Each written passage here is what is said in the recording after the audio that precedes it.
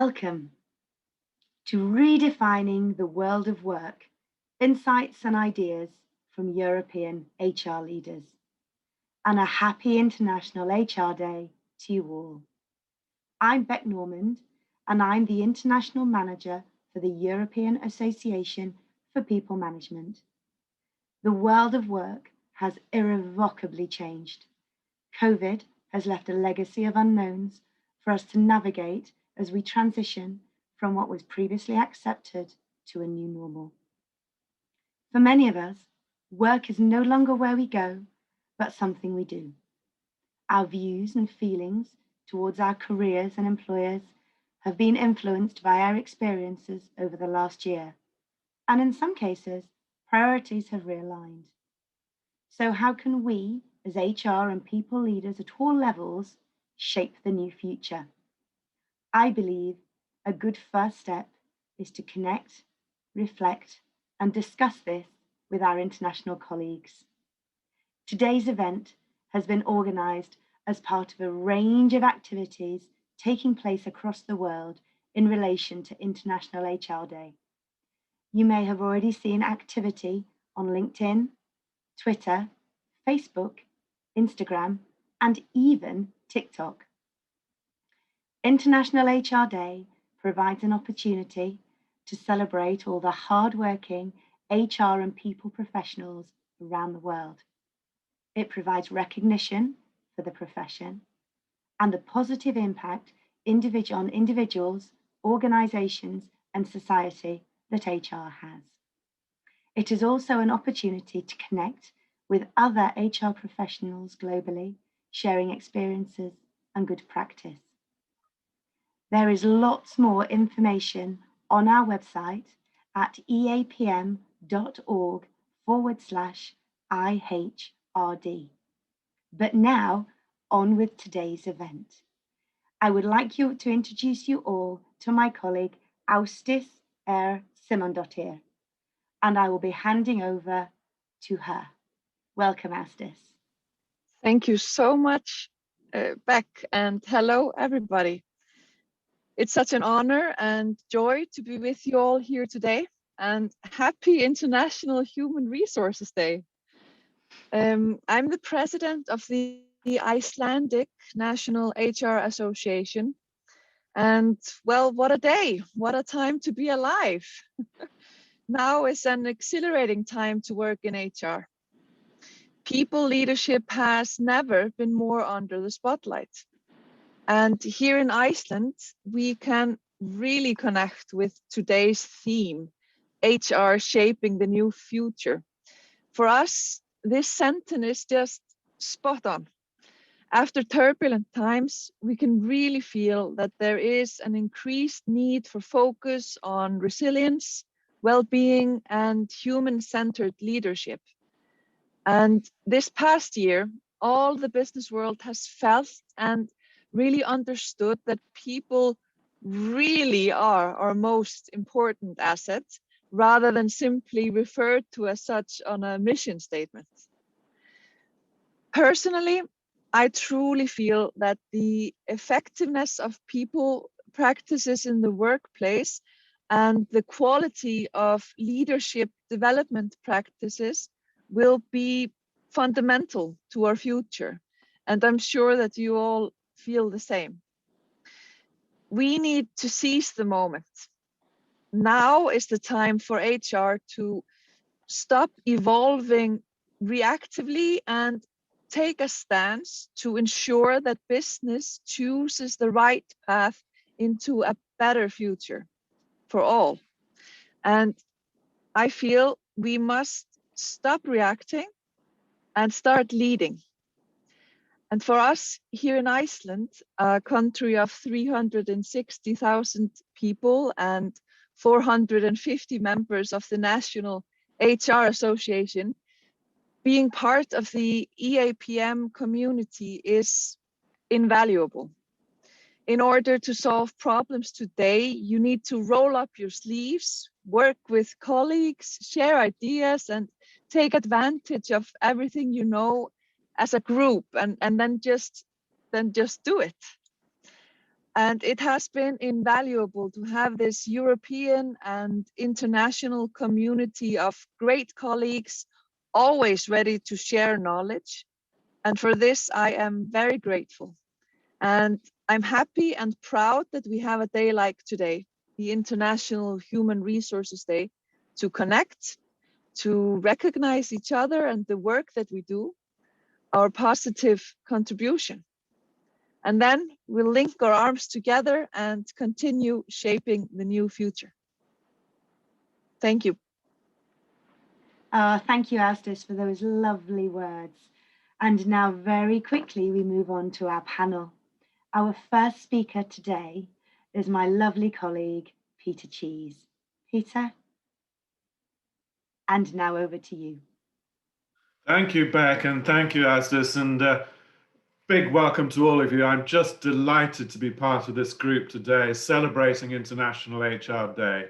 And as Astis so beautifully said, this is such an important time for our profession, and we should take confidence as a community and as a profession in the difference that we make to people's lives everywhere, and of course, the difference that we make to organizations everywhere.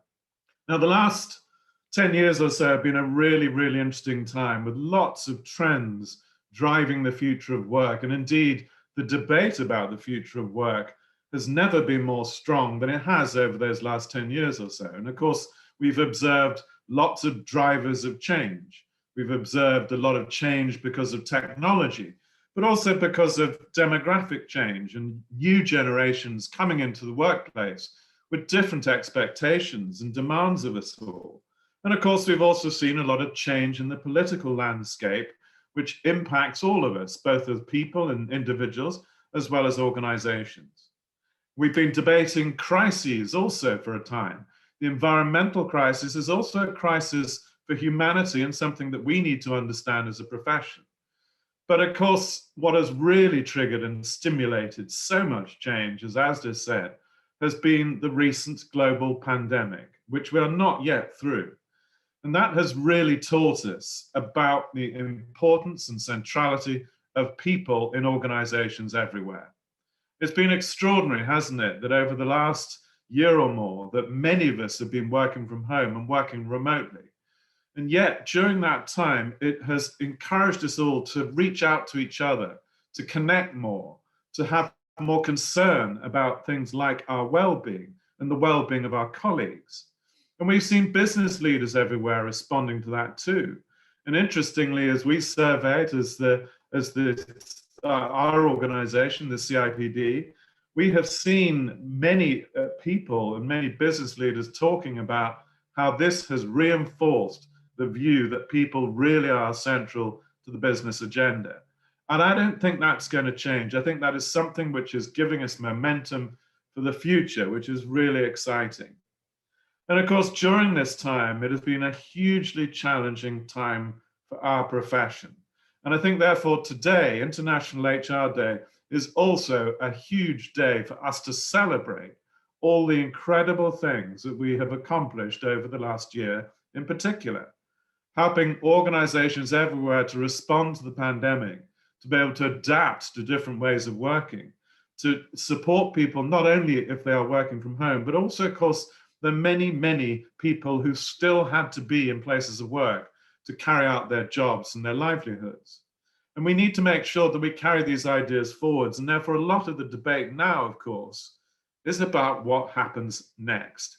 And whilst we are not through this pandemic, there is no doubt that we can all see the light at the end of the tunnel. And the light at the end of the tunnel, I think, is being very much driven by better control and understanding of the virus, but also, of course, the vaccination programs, which are rolling out in countries everywhere. Now, we still may have many months ahead of us, but it is now a very good time for us to plan ahead and think about what are those things that we will have learned from the pandemic that really can make a difference to people's lives. And the biggest thing probably is this ability to work more flexibly, to be able to trust our people to work even when they are not visible. And of course, we have long, long traditions and cultures of work which are very much based on the idea of presenteeism. In other words, we tend to have a bias towards people that we can see in terms of how we evaluate their performance. And indeed, those that we can't see or are working more flexibly sometimes have been at a disadvantage. And that's often been true because for women, because there are more women who tend to work part-time and flexibly than men have. Also, as we look across Europe, the trends are different again.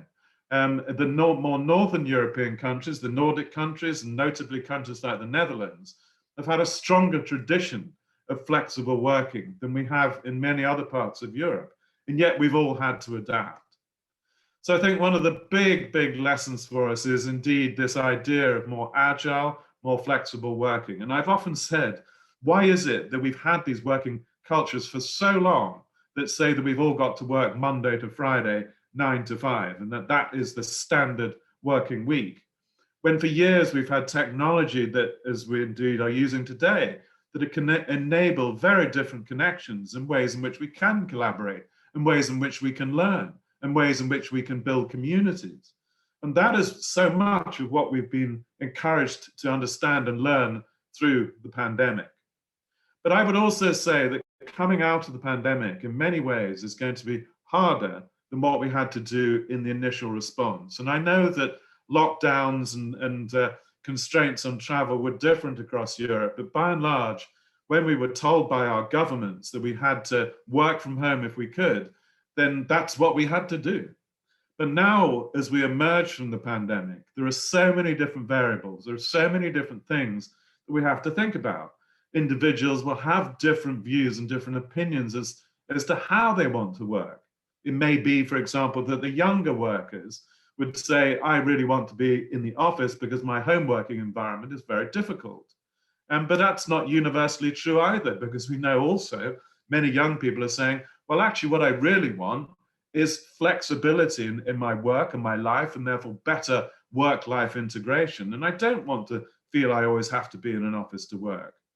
So we have to understand those different dimensions of our workforces, and of course take forward ideas which you've also talked about in our profession for many years, these ideas of giving people more choice, of personalizing people's work experience. And those are very much what we have to think about in a new world of more hybrid and agile working. And we also have to make sure that what we do is fair, because if we recognize that many people, as I said, have to be in a place of work to fulfill their job requirements, then we have to make sure that we are giving them opportunity as well to work flexibly. So I think a big theme for our whole profession going forwards will undoubtedly be these changes in the long-standing patterns of work which we have had for generations. And we need to make sure as a profession, as Asda said, that we are leading from the front, that we are influencing those changes. But we must bring our people with us, and we must train our managers better, because that, I think, has been one of the things we haven't always done well enough. We need to train all our line managers and our people managers to be good people managers themselves, so they can understand how to deal with a much more diverse workforce, creating inclusion in our working cultures, but also supporting people to work in these more agile and flexible ways. But in summary, what an exciting time, what an incredible time of opportunity for our profession to truly lead positive change in the world of work. Positive change that is good for people's well-being, that is good for inclusion, giving more people more opportunity to work productively and effectively, which is, of course, also good for organizations. And ultimately, we create this world of better work for all, which I believe is very much at the center of the purpose of our profession. And today of all days, International HR Day, is a fantastic time for us to celebrate those ideas. And as Asda said, to connect ourselves as a community so we can all learn from each other and support each other and help drive these positive changes in organizations everywhere. So thank you very much, and I look forward to the other comments in the panel. And again, wonderful opportunity to be part of this day. Thank you, and I'm going to hand back to Beck. Thank you, Peter, for that wonderful introduction. It was so lovely to hear your thoughts. And now turning to our next panel member, Evan Bolstad will be joining us. Evan, are you with us? I'm here. Great, in which case I will hand the floor to you. Thank you.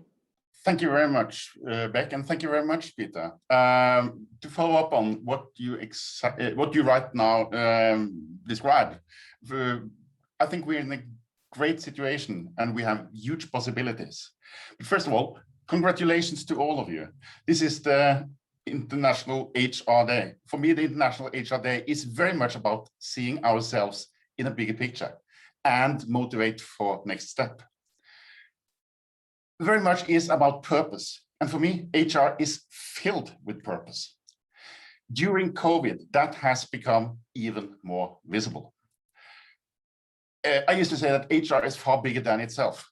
First of all, HR is an integrated part of all leadership and critically important for quality of the workplace.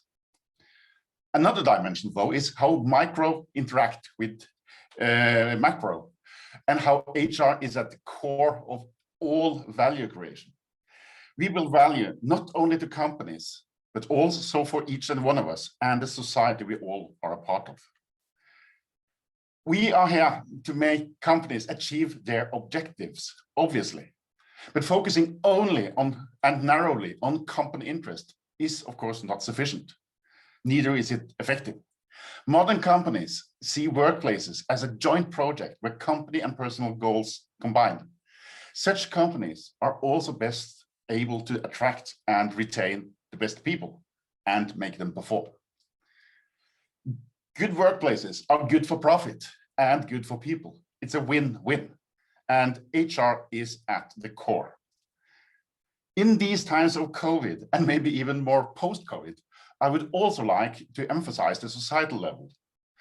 Good and profitable companies generate tax revenue, which is important for producing the education, healthcare, and all other qualities we expect as citizens. And may I add, as we are dependent on as companies.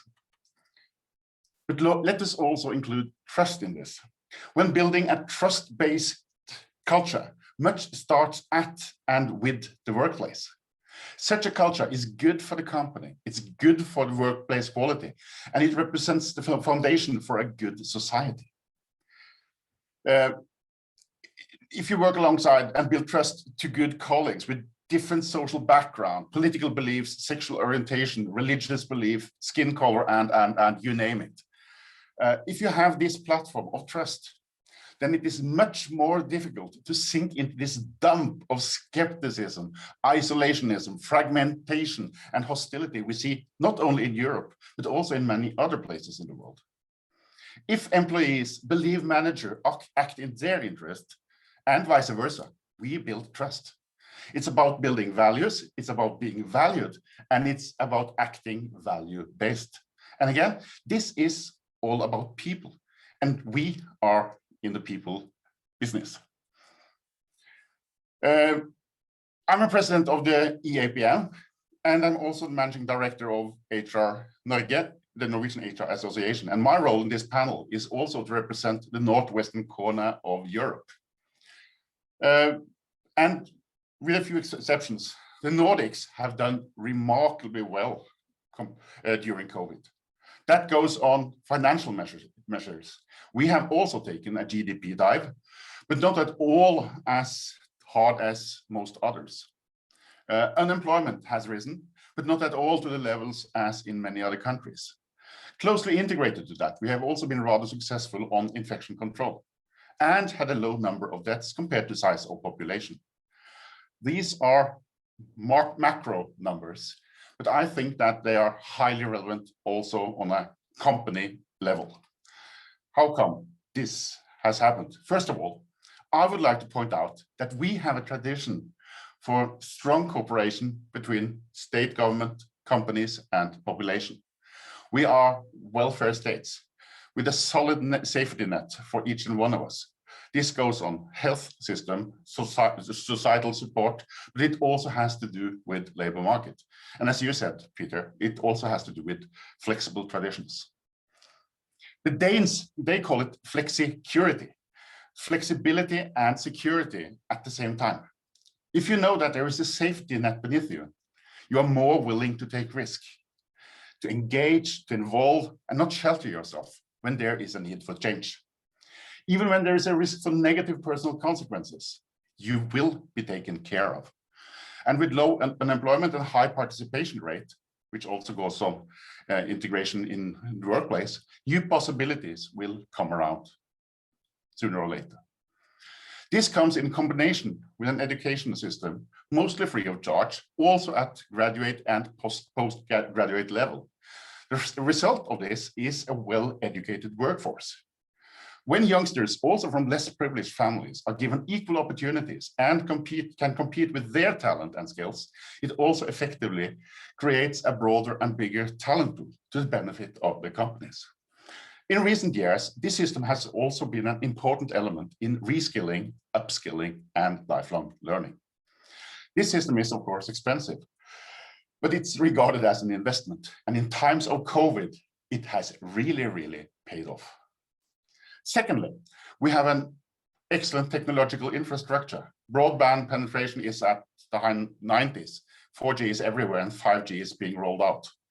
I have spent 4 weeks at my cottage, fully operative. I have never been in such a situation where I can be totally focused on job, go skiing 3 o'clock, and then work again in the evening. It has worked perfectly for me as a privileged worker. Digital competencies are in general well developed, and we can easily work from home, but in fact also from almost everywhere. Thirdly, and maybe most important and a prerequisite for the first two, all Nordic countries are high trust societies. We believe that others wish us well. That triggers and is built on reciprocity. Without trust, transformation to a new normal would have been much, much more challenging. HR Norway research shows that trust increased during COVID from an already sky-high level. We trust our leaders, we trust public authorities, and we also trust our shop stewards. In Norway, an expert group, a commission, has delivered the first report on how COVID has been handled. Their main explanation on the relative success is exactly this factor: trust. Trust is the single most important factor why we have done relatively well in this period. And my strong belief is that trust will also be the single most important factor, a platform, a competitive advantage, and a critical success factor when we are shaping the new future. When people are working remotely, you in fact have no choice. You must show trust. It's about clear direction, loyalty, dialogue, and letting loose. And all of this without ending up in laissez-faire. When investing in re- and upskilling, we trust that our competitors and government do their share. Yes, it might be that we are unable to retain all those people we invest in, but then it is even more important than ever to know that we have a skilled workforce waiting at the doorstep, eager to fill in for those who left. Actions speak louder than words, it said. I see what you say is another way of expressing exactly the same. Our attitudes are largely shaped by our experiences in daily life. Trust is about culture, and culture is built from within, from our daily life experience. We spend a large amount of our life at work, surrounded by bosses, subordinate colleagues, and the whole ecosystem we are a part of. Work matters, and work is HR. It isn't often Lenin is cited these days, but he once said, there are decades when nothing happens, and there are days when decades happen. What has happened during COVID might have been such a period. We have accelerated development. Decades have happened. Now we are on our way out of COVID. Whatever we do, let's not go back to the old normal. Let's instead give full throttle and keep up speed. A crisis is, as we know, a too big opportunity to go to waste. 4 takeaways. Build trust and a trust-based culture. Embrace and drive change and make sure it becomes a win-win for companies, individuals, and society. That's 3 wins. Develop skills and talent.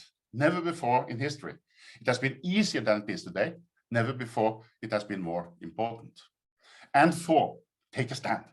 HR is also about taking a stand, bringing to the table a more value-based perspective on working life. Be an employee advocate and act as credible activist, to put it in classical Ulrich terms. It's about being nice, but it goes wider than that. It's good for business, and it's good for us as employees, and it's good for society. Since I maybe shocked someone by citing Lenin, let me add up and finish with Mao. When you feel the winds of change, don't build shelters, build windmills. Mao was right, at least about some things. It's about shaping a better future to all of us. There's a window of opportunity that is wide open. Do not walk by. Be proud, stay hungry. HR is at the core, and we can make it happen. Thank you very much. Evan, thank you for that really exciting and inspiring speech. And our third panel member today is Miglena Uzanova. Miglena, are you with us? Good morning. Yes. Hi, good morning, Beck. And now over to you. Thank you. Hello, everybody, and welcome. I'm the chairperson of the Bulgarian Association for People Management and the Senior HR Director of A1 Bulgaria. But let me start with wishing you, all of you colleagues, a happy International HR Day. Stay strong, be confident, lead the change to reshape our own future. In times of changes, you know, HR is usually in the driving seat in the organization. During the year of pandemic, HR was definitely with a key role as the focus were people. Our primary goal was to make sure they're protected, healthy, and safe in order to guarantee business continuity. But that wasn't all. We had 3 more areas of challenge, at least to my understanding, where active measures were taken to quickly prepare the companies and their people for the COVID new reality. Today, I'm going to elaborate on these 3 topics, sharing with you my viewpoint on the role of HR for reshaping the workplace, the new way of working, and the new setup of people relationships. COVID-19 became a catalyst for digitalization. Fact. We had to start immediately using digital tools and platforms to work and communicate between each other.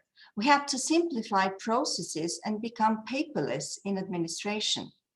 Security measures pushed everybody out of the office into a home setup, which after the lockdown, we quickly transformed into a hybrid form of workplace.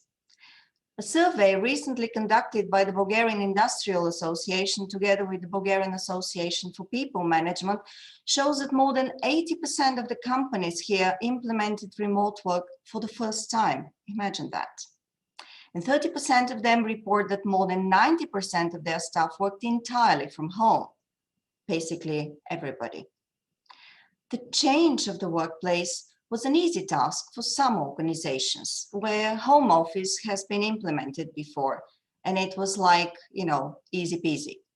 But for others, it was a critical exercise and it cost additional resources.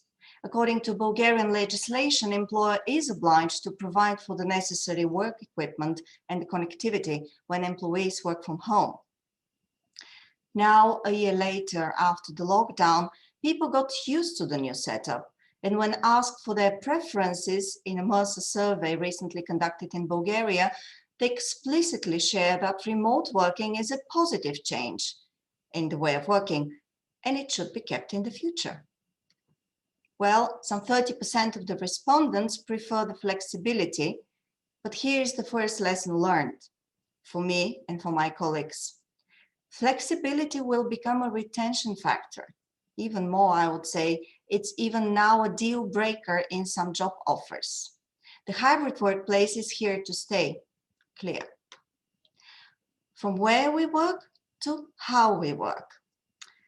Working from a distance definitely predefined the virtualization of working processes and the tools.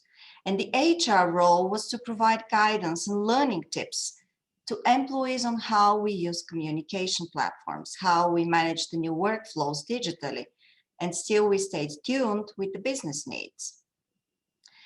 But work is no longer office-centric. The future of the workplace is in the collaboration areas. It's in the creative rooms.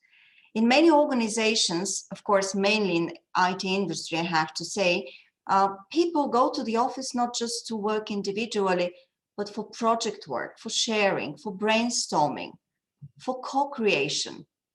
And thus the new HR challenge, I would say, is to definitely reconsider the rigid organizational structures we have, to think rather in terms of fluid teams and skill-based roles. And of course, such flexibility and future perspective may not be possible for all the businesses like production companies, retail stores, but still, there is a new work design on the HR agenda. Where or how?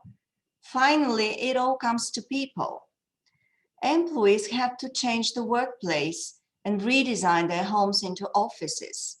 They had to learn very quickly and develop new skills in order to be more efficient and productive. They had to manage the missing balance between work and life. And as Peter said, it's more like, the integrating of both of things. But I would even add, there was no longer a boundary between work and life. Actual employees had to learn how to live differently. Yet, to my understanding, the heavier burden was on the managers. Why so? While keeping up with the daily business tasks, they still had to drive changes provoked by the new market reality and the changed customer behavior. Managers had also to adopt new skills like the employees. They had to excel in the virtual team management. They had to take care of inclusion of new hires. Just imagine onboarding a new employee while working remotely. Managers had to cope with the distance and the disconnection with their employees without losing the authority. They had to maintain stronger communication skills, to much more regularly give feedback on the company performance, on the team success, on the work progress, just to keep in touch with the people.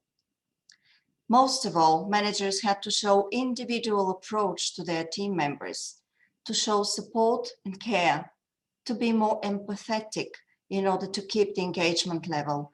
And that was crucial. My personal takeaway is that leaders are now challenged to be more human, to find the right balance between business urgency and the people needs. We all see a clear need for trust and collaboration, for more socializing and sharing. Many surveys I've read in the last months are proving it. And as strange as it may sound, distance brought us closer and proved we need to be together, to share and co-create our future. We are now witnessing these days how the future changes and how accelerated they are by the pandemic. But as HRs, we have to use this opportunity and make the best of it, as Evan said. Because it is not only about automation and digitalization, it is about the workplace, it is about the way we work, it is about the way we connect with each other. And here is the role of HR, how we as professionals help people reshape their reality. We do that by supporting managers in setting new goals and track productivity in a different way. We do that by coordinating and connecting on-site with off-site workers to guarantee teamwork and motivation for common success.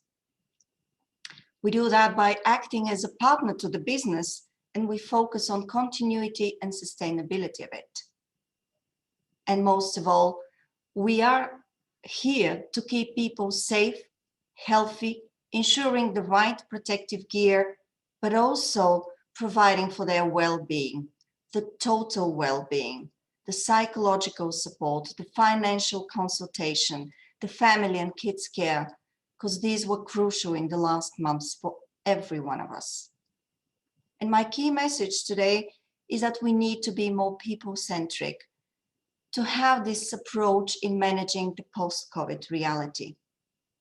To help the organizational health and performance, I believe that HR needs to support and develop more empathetic leaders who are truly caring for the well-being of employees while successfully balancing the new business agenda. And that would be my end point and my key insight for today. With this, I would like to hand over to Beck, and thank you, everybody. Miglena, that was wonderful, really interesting key insight and end note to your presentation. Our final panel speaker today is Berna Osner. Berna, you're with us, that's wonderful. And over to you and Turkey. Thank you, Beck. Well, it's a great pleasure for me to be with you today. I'm not sure if you could see me, and I hope that you could see me. Well, celebrating, learning, and imagining together is a great inspiration for me. And I am here as Parion President, Turkey's National Association of People Management, and EAPM board member and chair of EAPM events and conferences today. Well, as the last speaker, I'm aware that I need to find new things to tell you, although I do agree with everything my colleagues so far. So, well, let me quickly brief you about how Turkey is doing during this pandemic stage, and how we are doing and preparing for the coming future, and also touch upon a couple of different angles regarding what is in front of HR and the leadership world. Well, International Labour Organization, ILO, says that almost 300 million of full-time jobs have been lost globally due to the pandemic so far. Although this figure shows a global trend for all countries, the figure itself and the effects could be different for each country, depending on a variety of facts. Countries experiencing this situation, as we heard from the panelists, differently according to how strong their economy is, how advanced their health systems, legislations, technology, and of course, the size of their population and the industries that their economy depends on become very critical. So, as an 83 million people country that heavily relies on tourism and service sector, the past year was not easy for Turkey. And we expect a couple of hard years in front of us as well. On the other hand, looking from the positive side, a young and qualified labor force supported by a robust infrastructure has always been one of the strengths of Turkish economy. So through this workforce, we also have access to a great deal of accessibility, adaptability, and flexibility skills. So I could say that despite the initial fears, from the working life perspective, Turkey did well. And of course, the duration of the pandemic will be critical because long spells of lockdowns can cause permanent damage to the labor force. But the speed of vaccination and the upcoming tourism season, even if it is a limited one, would help the employment rates and the country itself. And when it comes to the people management perspective, like many of you, it has been a very developing period. Members of our national organization, association, Parion, are from the business world mainly. But we also have close contacts with other NGOs, academia, governmental institutions. So, since the very early days of the pandemic, we are enjoying being a part of various platforms to come together, to reflect, to share, and to discuss. And I think one more time, we learned how important and valuable to participate in this kind of networks, like we are all in EAPM. So let me share with you one repeating question that keeps coming back to us during these discussions. Even during the midst of the crisis, we discuss this over and over again and still continue to do so. And that question is, while we have all this ambiguity all over the world, and regardless of the level of the job that we are performing, do we have the right skill sets, right competencies to keep up with what is happening and what is coming? Yes, we switched in flexible working arrangements enabling. Yes, we found ways to cope with the crisis, but there is going to be more than that. Even before the pandemic, changing technologies and new ways of working were disrupting jobs and the skills employees need to do them. Now, on top of what's happening before, we need to reimagine our business models, our way of work, as well as the systems and structures to create sustainable, productive, safe jobs and lives for employees. Employees across industries must figure out how they can adapt to rapidly changing conditions. At the same time, the companies have to learn how to match those employees to new roles and new activities. So I think this dynamic is about more than remote working, or the role of automation, or AI, or even the pandemic itself. So during all these discussions, we came to one point. To us, it is all about the leaders first. It is all about the leaders first because they are the ones who will navigate us through these unprecedented times and beyond. They are the ones to act, to reskill and upskill the workforce to deliver new business models in the post-pandemic era. To achieve long-term success, organizations will need those leaders who could let go of past assumptions and embrace emerging paradigms. But do we have them? Are you one of them? If not, what should be done and how? For example, with these questions in our minds as Faryan, we had a survey with a research partner from a psychological capital aspect to assess how the top-level leadership is doing during pandemic. With over 100 C-suite leaders, we measured the 4 elements of psychological capital, and those were hope, self-efficacy, resilience, and optimism of our leaders. They rated themselves and their peers. And what we saw was quite interesting.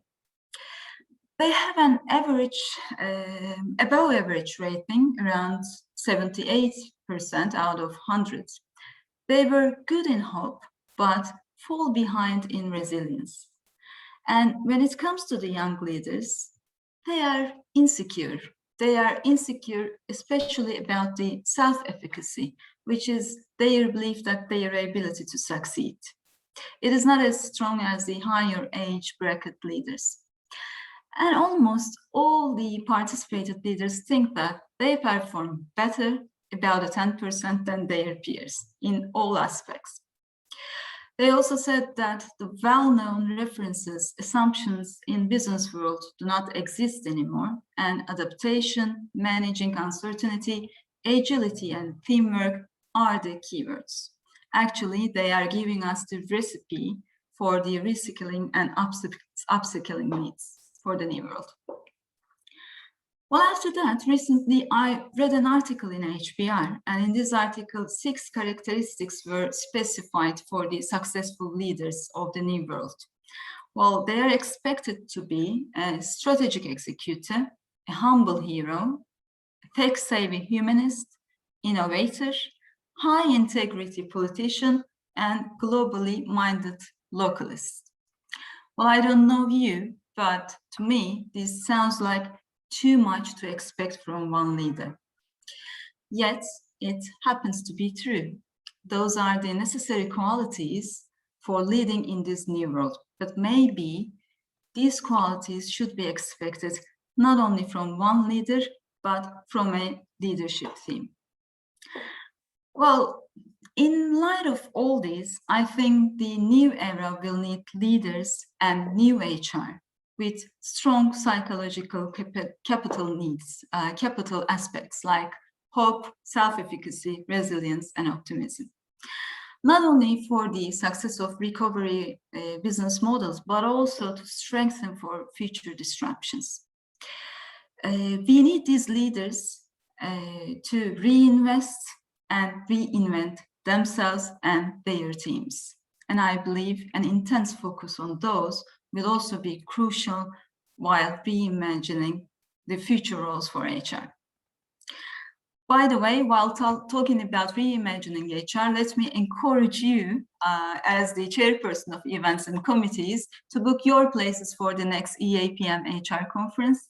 The Congress will be in Vilnius, and over 1,500 HR professionals and thinkers will be thinking about reimagining the future of HR on 6th and 7th of October. Let me time my words with a quote from one of my favorite writers, Maya Angelou. She says, "If you don't like something, change it. If you cannot change it, change your attitude."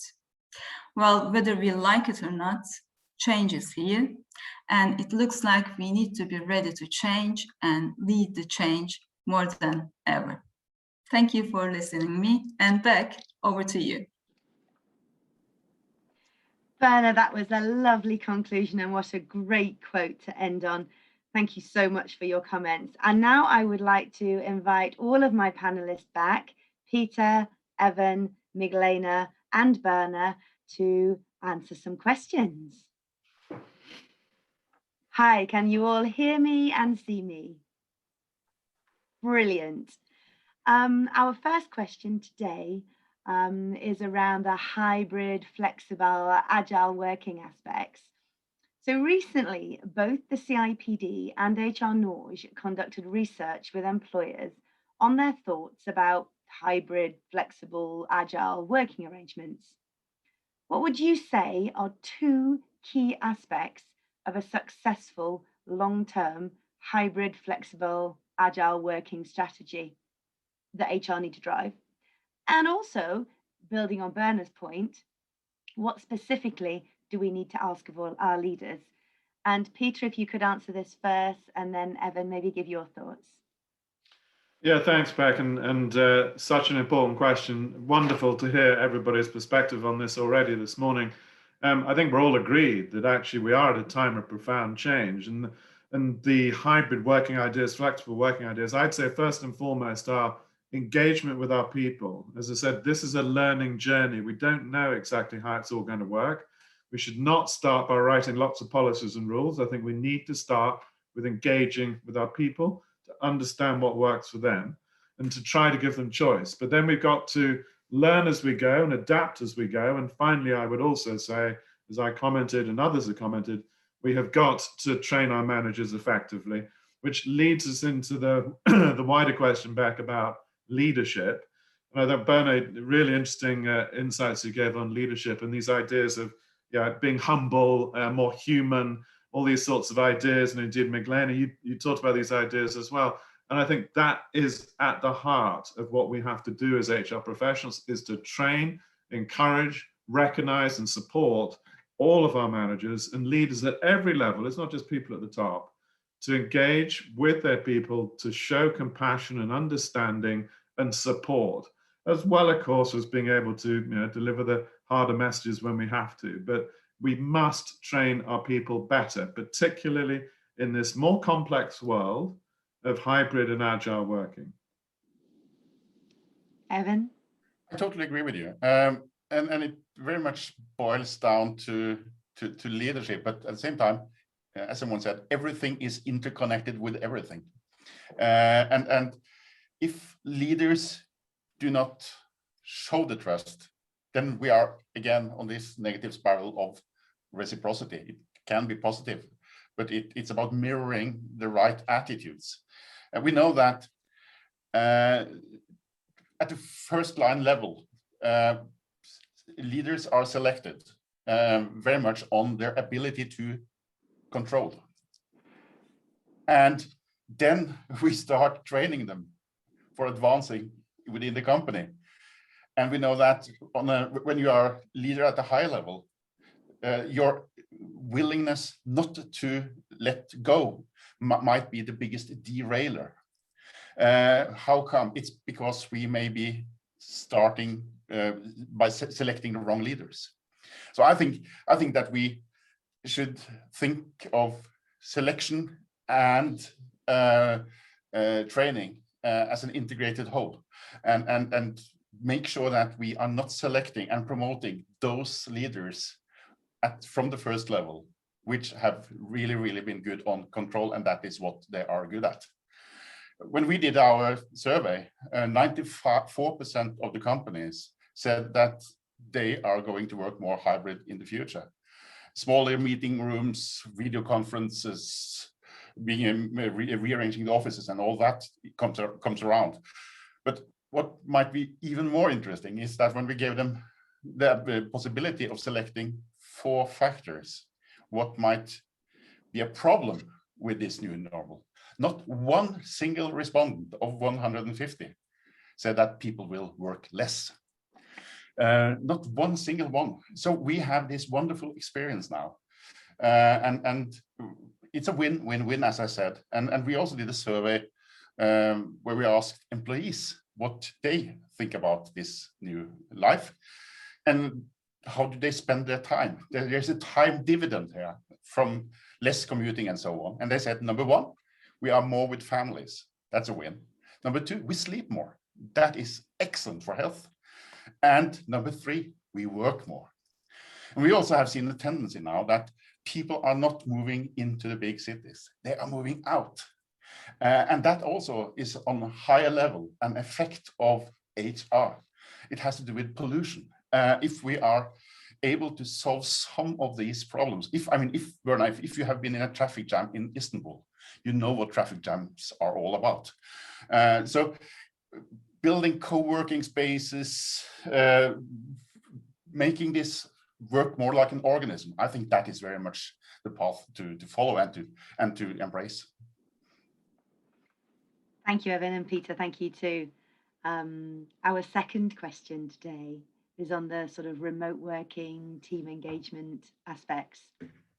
So since the coronavirus pandemic forced many office-based staff to work from home, PwC identified that much has been written about how teams can work together efficiently, hold productive meetings, etc.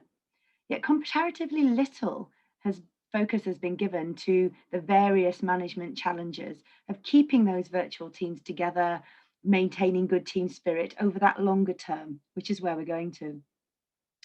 As we're going to be working in this new flexible, hybrid, agile way, as you've all commented, how should HR be supporting their organizations, and what guidance would you give to managers facing exactly these challenges right now? Miglena, I'd like to come to you first, and then Bertna, perhaps your comments afterwards. Sure, thank you, Beck. Well, yes, management challenges are a lot, and I did mention some of them previously. Building and maintaining a strong team spirit from a distance is definitely a tough task, and everything is different when you're working remotely. I mean, goals are set in shorter terms, KPIs of efficiency and productivity are tracked by tools in addition to the numbers. Communication is happening more often, and all that and more managers had to learn and adapt to, and quickly. So my advice personally to managers is really simple. I would say that they should stay close to people. They should listen to what they have to say, show true interest and care, be authentic, be themselves. And that's how trust is built and maintained.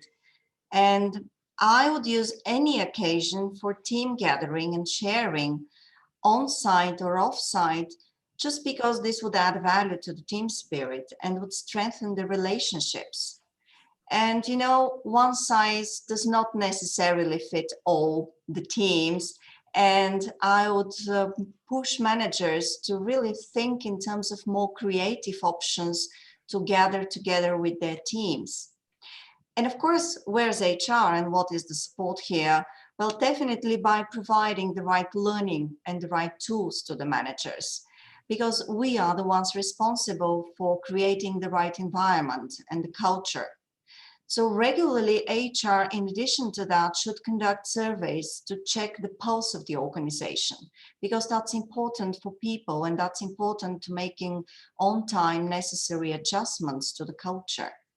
And of course, developing the common space for the management population would definitely work well, because this would be a place maybe in some intranet or the local workplace, whatever the organization is using for internal communication. But that space is important for managers to share and consult each other, to learn from each other. So I would say that in this way, HR can support managers develop more empathy and grow the right mindset for the future, just to help reshaping it. Anna? Okay, well, of course, I agree with everything Miglena said. I mean, these are really very good points. What to add on top of this, maybe I could say, well, every company is different, every organization is different. So for us, I think one of the most crucial thing at those times is to understand what is the real needs. And we really need to try to understand and analyze what's going on there. So I think the solutions, the practices, the approaches would be different from company to company, organization to organization, and HR should be the one who would grab this and take it to the right places first. So I think this is very important. We need to understand the bigger picture and our picture, and we need to see the whole picture and come up with the solutions. And I think just a quick thing, I would keep an eye on three things. And the first one is the business needs. This is something that we should keep at the priority, isn't it? I mean, business needs. And the second one is the employee choice. What are their choices, to provide choices to the employees, as Peter said.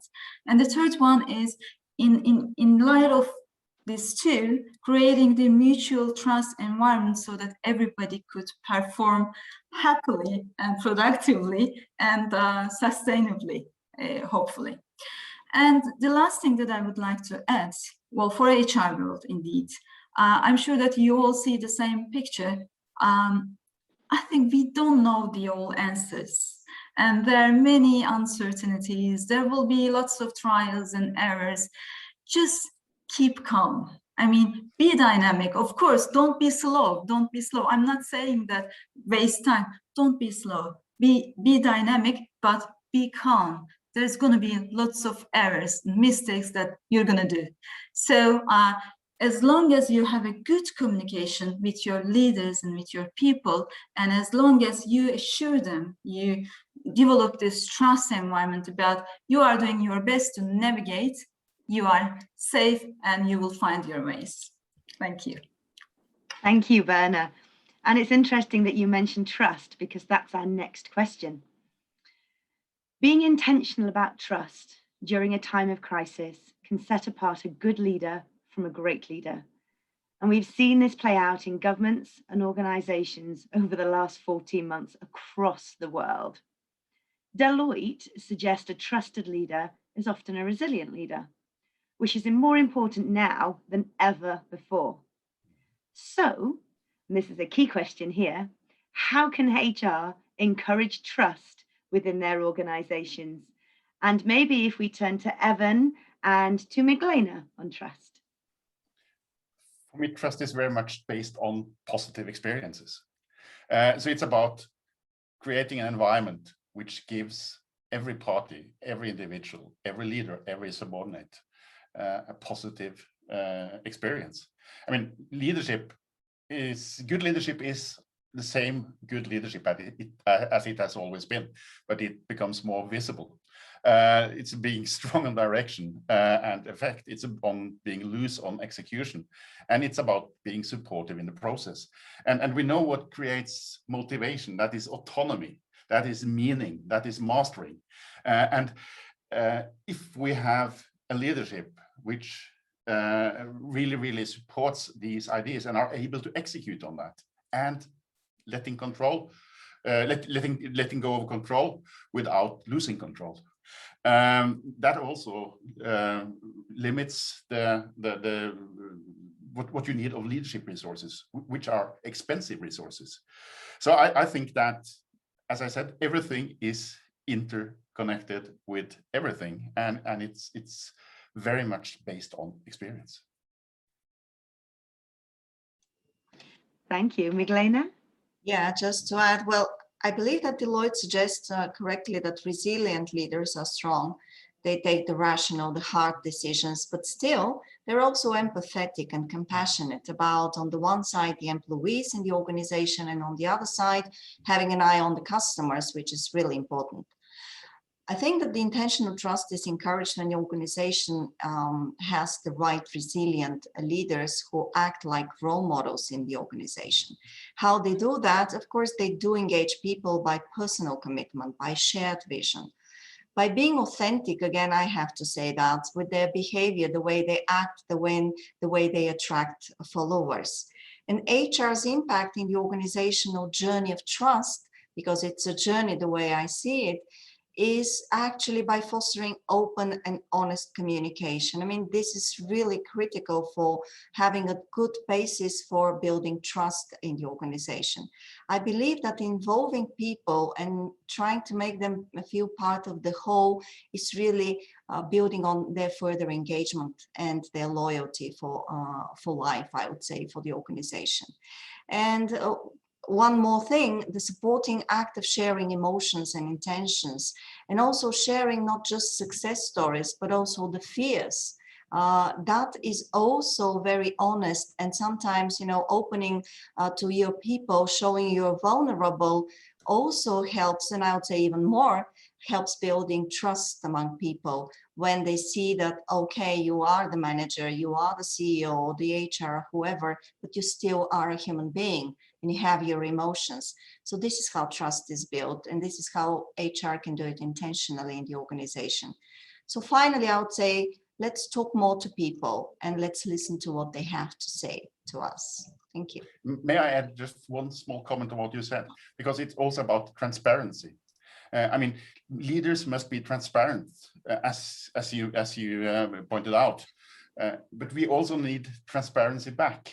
And if we do not have this transparency supported by good communications and built on a platform of trust, we will not be able to do this. So everything is, again, interconnected to everything. Thank you, Miglena and Evan. I think we probably have time for one more question. So looking at upskilling and reskilling, according to McKinsey, adapting employees' skills and roles to the post-pandemic ways of working will be crucial to building operating model resilience. McKinsey proposes companies craft a talent strategy that develops employees' critical digital and cognitive capabilities, their social and emotional skills, and their adaptability and resilience.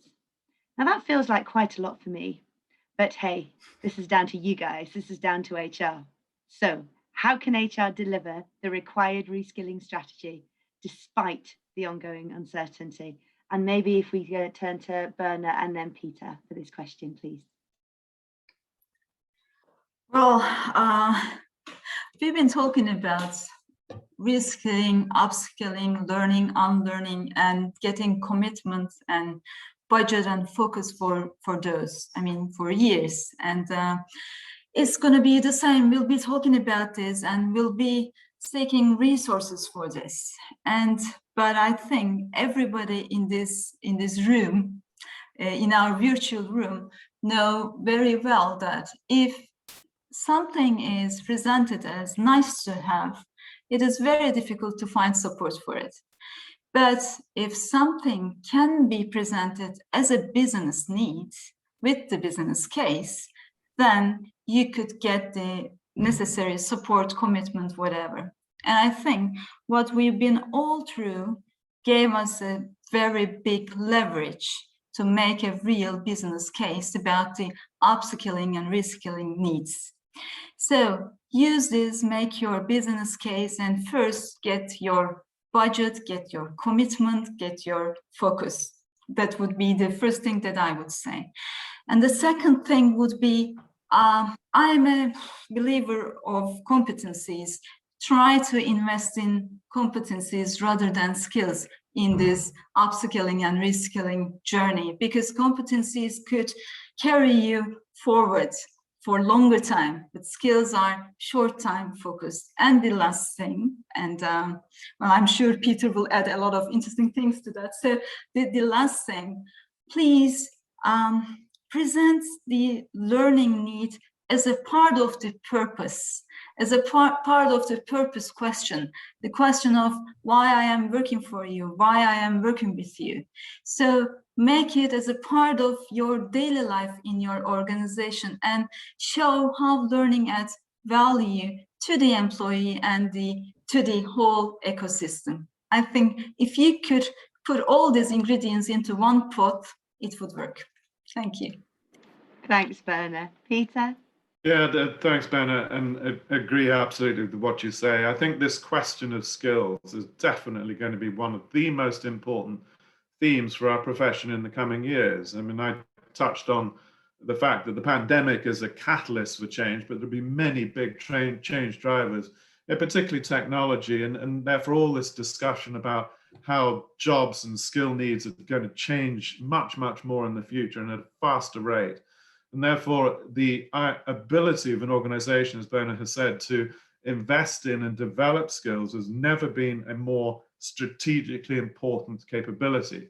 And yet, if I think of the many organizations I've worked with over the years, often learning and development is not seen in that way.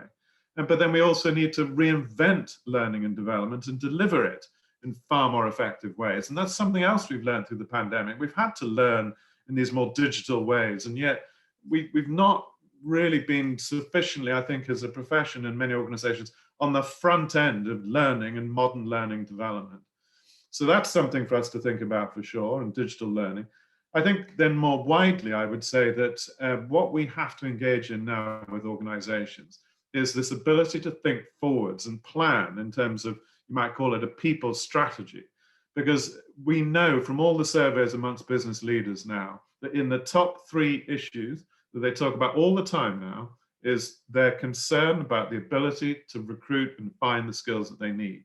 So we've got to be working very strategically on these questions. We've got to understand the organizational strategy from where it is today and where it's going and what that's going to mean in wider capabilities, as Berna said, not just individual competence and skills, but capabilities that we're going to need. And then within that question, it's not just about what we train within our organizations. It's also recognizing that our ability to fill skills gaps comes from many sources, right? We could, there's a little acronym which I quite like, which we can buy the skills we need, we can build the skills we need, we can borrow the skills we need, or we can bot, we can automate, right? And now particularly that's getting accelerated. Now these are very, very strategic questions for every organization. So what are my choices in being able to build the capabilities I need? What do I regard as the core capabilities that my organization should have? And where might I be able to fill some other gaps through contractors or through partnering and other arrangements like that? So these are truly strategic questions for an organization. And then just to close, I would absolutely echo what Berna said. What we've got also to do is to recognize more and more that we are recruiting on attitude, and then we are training for skills. And it emphasizes what Berna said, that we need to better understand these core human skills that we all need. And I don't care what happens with automation in the future, these skills will still be true. Our ability to collaborate, to think critically, to show compassion and emotional intelligence, and to be able to communicate effectively. These are all absolutely fundamental skill sets and capabilities which we need to encourage and develop more. And then our responsibility in organizations is to build the job skills that we need in more effective and more efficient ways with the right business cases, as Berna said. And that's a really exciting and an incredibly strategic agenda for our profession for the future. Thank you, Peter. And what a note to end the panel discussion on. It has been insightful all the way through. And I would like to thank each and every one of my speakers, Peter, Evan, Miglena, Berna. Thank you to you all for being with us today. And also to Austis, who did those wonderful opening comments. Just before we close, and I hand over to my colleague Darko for his remarks, I would like to wish you all, my panel and all of the attendees today, a wonderful International HR Day. And with that closing comment, I would like to hand over to Darko. Thank you. Thank you, Beck. Hope you can hear me as well. Well, wow, this was really such an event. Uh, I really was amazed from the whole discussions we've had today.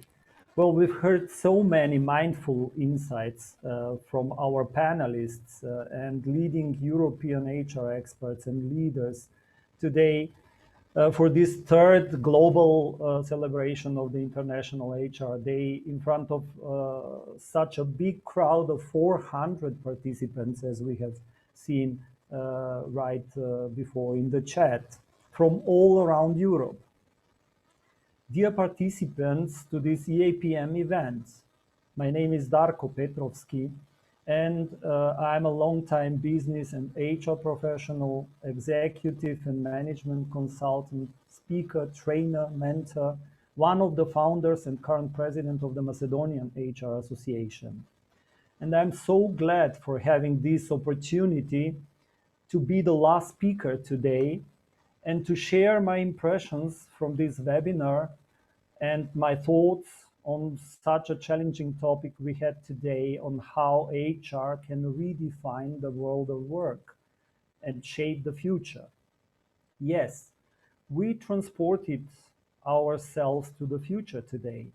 We talked about many crucial topics for the future, like trust, flexibility, agile working, the need for new capabilities of people, and of the HR profession as well, and about the role for the better and their role for better tomorrow, and of the organizations and of employees and also of our societies. As this Simondottir, the president of the Icelandic HR Association, mentioned in her opening words, the significance of the increased need for resilience and human-focused policies. She stressed the importance of sharing the knowledge among our international HR community. The future of work is under the massive transition based on the political, technological, demographic, and environmental changes, which especially affect our profession, and brought to the light of the day the significance of the HR professionals, as mentioned by the CIPD CEO Peter Cheese. He also stressed the importance of the agility and flexibility in the workplace, which requires the new shaping of the legal and labor systems across the world for giving people fairly more choice in terms of work.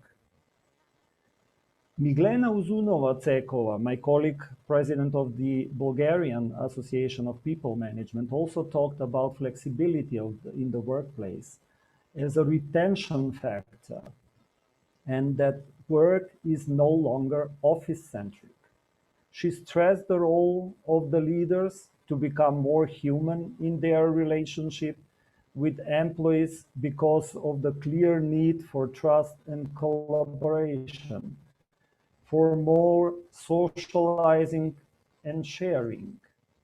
As she mentioned, the distance brought people closer and proved their need to be together, to share and co-create the future, to reshape the reality. My dear colleague Berna Öztinas, the president of the Turkish HR Association Peyron, and the board member of EAPM, mentioned the Ilo Statistics, which were not in favor of the labor force, and many of them have lost their jobs in the past year. But the positive side has brought up the improvements for the young workers, and especially for the young leaders who are the ones who will lead us into the future. Berna reinforced the importance of the common sharing and celebrating and the participation in the international networks as EAPM, and about our next big event, which is the Congress in Vilnius in October, where we will gather together again to exchange and reimagine the future.